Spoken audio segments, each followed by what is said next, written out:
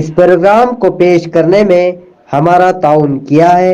Indian handlooms expo 2024 का शहर बोधन में आगाज हो चुका है, जहां आपको हम शाम के नित नए डिजाइन और फैशन के मलबूसात, खवातीन के लिए कई किस्म के आर्टिफिशियल ज्वेलरी आइटम, हैंडलूम्स के अलावा क्रॉकरी आइटम का खजाना मौजूद है, जिसमें खासकर चीनी से बनी अशिया अलग अलग डिजाइन में बने डिनर सेट आपके लिए दस्तयाब है। इसके अलावा यहाँ पर स्पेशल व जायकेदार खालिस अशिया से तैयार करदा अचार आपको दस्तयाब रहेगा। इस एक्सपो में आपको 2000 से ज्यादा अशिया दस्तयाब रहेगी, तो देर किस बात की, फैशन के ख्वाहिशमंद अफराद एक बार जरूर तशरीफ लाए। हमारा पता है Indian handlooms expo 2024 exhibition cum sale नज़ बोधन बस स्टैंड ग्राउंड बोधन। ख्वाहिशमंद अफराद सुबह 10:30 बजे से 9:30 बजे तक यहाँ पर खरीदारी कर सकते हैं।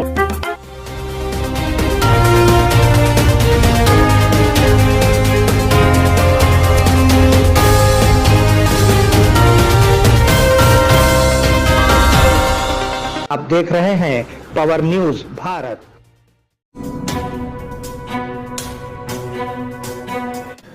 नाजरीन आदाब व इस्तकबाल, पावर न्यूज भारत से मैं आमिर जमाल। चलिए नजर डालते हैं 13 नवंबर 2024 की अहम सुर्खियों पर।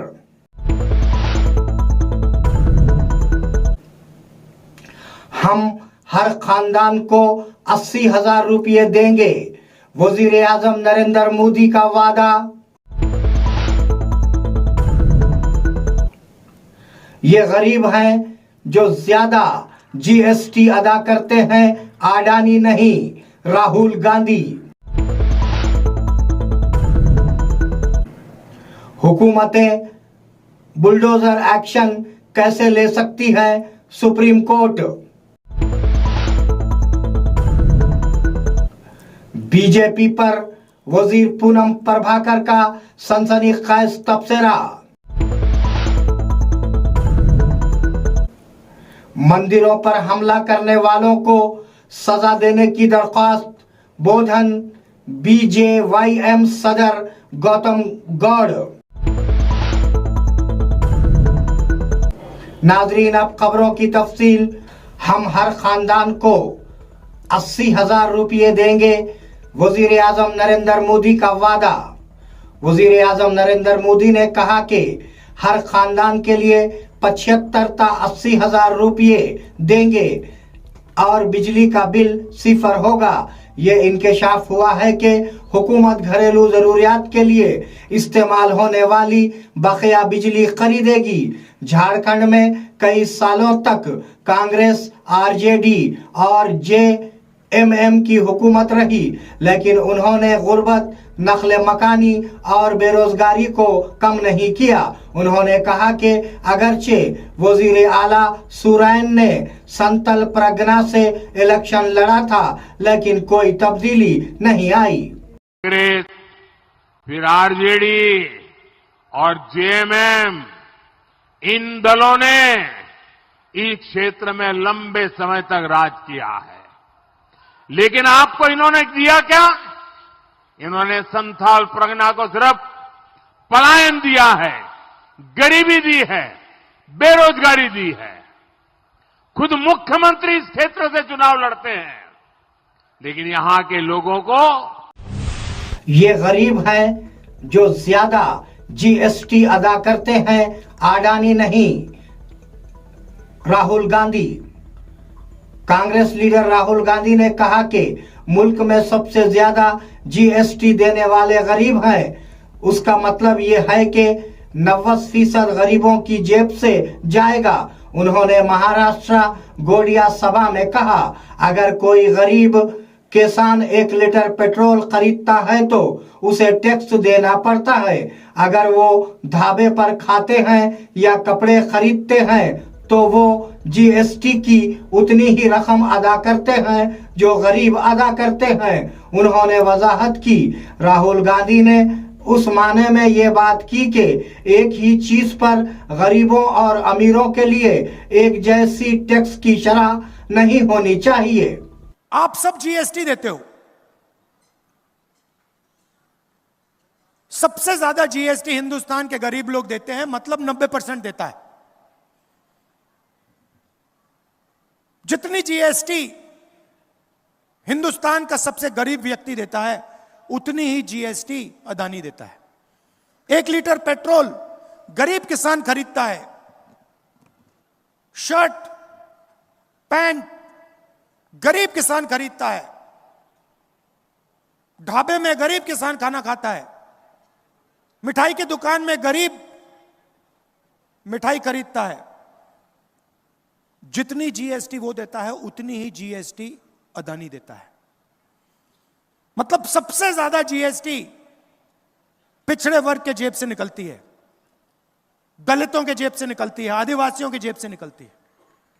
सच्चाई है ये। अदानी जीएसटी नहीं देता। हुकूमतें बिल्डोजर एक्शन कैसे ले सकती हैं? सुप्रीम कोर्ट ने गैर कानूनी तामीरात पर बिल्डोजर एक्शन लेने से पहले उन हिदायत पर अमल करने की वजाहत की। जायदाद के मालिक को 15 दिन पहले वजह बताओ नोटिस देना चाहिए। एक को रजिस्टर पोस्ट के जरिए भेजने का मशवरा दिया गया है और दूसरा बराह रास्त प्रॉपर्टी पर चिस्पा करने की तजवीज है। उसने क़वानीन की खिलाफ वर्जी और मिसमारी की वजूहात बताने और मिसमारी की वीडियो बनाने का हुक्म दिया। उसकी तामील करने में किसी भी नाकामी को अदालत की तरफ से खिलाफ वर्जी तस्वुर किया जाएगा। बीजेपी पर वजीर पूनम प्रभाकर का सनसनीखेज तबसरा। वजीर पूनम प्रभाकर ने बीजेपी को निशाना बनाया। बीजेपी लीडरों ने सवाल किया कि अगर किसानों को गिरफ्तार किया जाता है, लेकिन अगर अफसरान पर हमला किया जाता है तो वो मजम्मत क्यों नहीं करते। वो ये कहते हुए नाराज थे कि बीजेपी लीडरों का मौक़िफ़ क्या है। केटीआर अफसरान पर हमले की मजम्मत ना करते हुए नाराज हुए कि ये हमारी पार्टी के मेंबर हैं, क्या कर रहे हैं। मरकजी हुकूमत के ओहदेदारों ने कहा कि उन्हें तेलंगाना में बीजेपी कायदीन की बातों को सुनना चाहिए। मंदिरों पर हमला करने वालों को सजा देने की दरख्वास्त। बोधन बीजेवाईएम सदर गौतम गौड़। बीजेवाईएम बोधन टाउन के सदर गौतम गौड़ ने बोधन टाउन के सब कलेक्टर विकास महातू को अर्जी सौंपी। इस मौके पर खिताब करते हुए गौतम गौड़ ने कहा कि रियासत में हिंदू मंदिरों पर हमला करने वालों को सख्त सजा दी जानी चाहिए। उन्होंने कहा कि जो हुकूमत हमले कर रही है उसने आज तक कोई कार्रवाई नहीं की। उन्होंने कहा कि मंदिरों पर मजीद हमलों को रोकने के लिए इक़दामात किए जाएं, वरना एहतजाज किया जाएगा। हम जमीन खोने वाले किसानों की हालत जार जानते हैं। नायब वजीर आला भट्टी विक्रमार्का। क्या बीआरएस रियासत में सनतों का आना पसंद नहीं करता? नायब वजीर आला भट्टी विक्रमार्का ने पूछा। हम बड़े पैमाने पर सनतें लाएंगे और नौजवानों को रोजगार के मौके फराहम करेंगे। सनतों के लिए जमीन का हुसूल जरूरी है। हम उन किसानों का दर्द जानते हैं जो अपनी जमीन खो रहे हैं। हम उन्हें एक अच्छा पैकेज दे रहे हैं। बीआरएस रैंक ने इस बारे में सोचने से बचने की साजिश के तौर पर लगा चरला में कलेक्टर पर हमला किया। नाजरीन, मिलते हैं एक छोटे से वक्फे के बाद, कहीं जाइएगा नहीं। घर बैठे तमाम तुलबा व तालिबात के लिए ऑनलाइन डिग्री व पीजी के कोर्सेस की सहूलत। आंध्रा और अलीगढ़ मुस्लिम यूनिवर्सिटी के जरिए बीए, बीकॉम, बीबीए के साथ साथ पीजी में MA Urdu, MA Hindi, MA English और MA political science, MA economics के अलावा एमएससी साइकोलॉजी वो एमबीए के कोर्सेस शामिल हैं। ये वाज़ेह रहे कि तमाम डिग्री व पीजी के कोर्सेस के certificates state level, central level, government jobs और गल्फ अटेस्टेशन के लिए भी एलिजिबल हैं। मजीद तफसीलात के लिए आज ही रब्त कायम करें।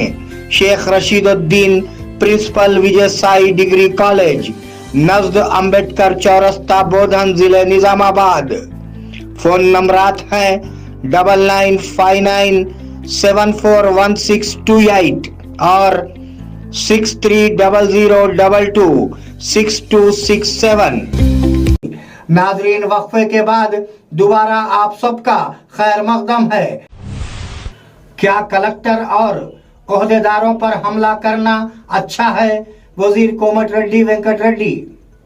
वजीर कोमटिरेड्डी वेंकट रेड्डी ने केटीआर से पूछा कि क्या कलेक्टर और ओहदेदारों पर हमला करना अच्छा है? ये इश्तियाल अंगेज है कि बीआरएस कायदीन ने कहा कि वो उन लोगों की हिमायत करेंगे जिन्होंने हमले किए। उन्होंने कहा कि ऐसी इतला है कि साबिका एमएलए ने लगा चरला वाक़े के ताल्लुक से केटीआर से फोन पर बात की थी। उन्होंने खबरदार किया कि हमले के F1 पीछे किसी को भी नहीं बख्शा जाएगा। उन्होंने कहा कि रेस में आरबीआई की इजाजत के बगैर रकम अदा की गई और केटीआर इस मामले में बच नहीं सकता।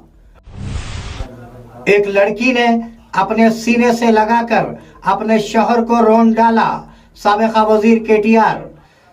वजीर केटीआर ने तनकीद की कि रेवंत रेड्डी माजी में किसी दूसरे आमिर की तरह बुरी तरह से हुकूमत कर रहे हैं।